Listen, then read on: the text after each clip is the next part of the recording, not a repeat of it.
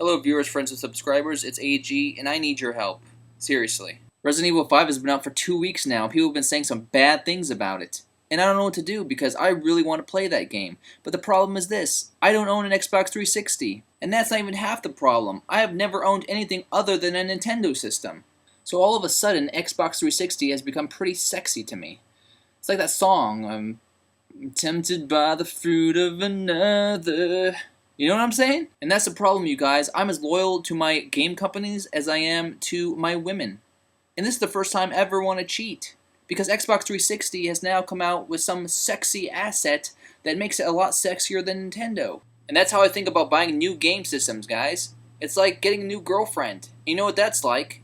It costs money and takes a lot of time. And I'm sure a lot of you are going to ask, wait, AG, I thought Resident Evil 5 was also on PS3. Why don't you want a PS3? That's because PS3 is a gold digger, my friends. The amount of money I have to spend on a PS3 is insane. PS3 is the biggest gold digger on the game console dating planet. Because not only is PS3 expensive, you have to buy accessories. And then, well, cool, PS3 has Blu-ray, but guess what? I would have to buy an HD TV to actually enjoy my Blu-ray, because Blu-ray means crap when I have just a regular old TV. That's the size of an ice cube. You know what's really hard on me, you guys, is you just don't understand. Like, Nintendo was my first love.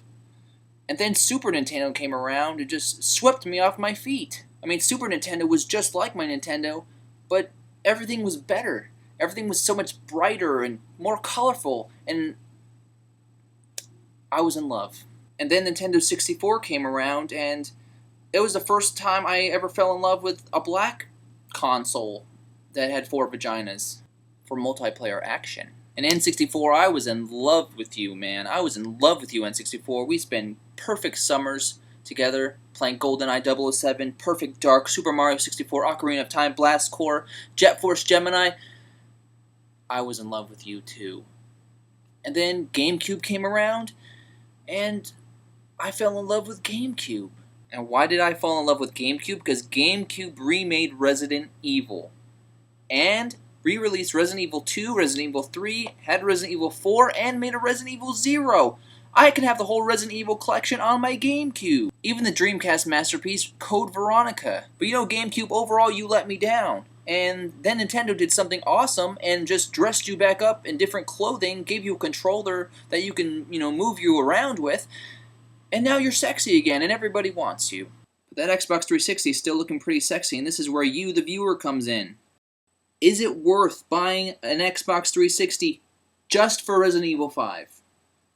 And the other awesome games that it has that Wii doesn't have. You know, thinking about it, game consoles are just like ex-girlfriends because you get to go out with them for a while, you lose interest, and then you get a new one. And then, well, you go back to the old ones when you're feeling bored. Because if you didn't throw them away, they're still there.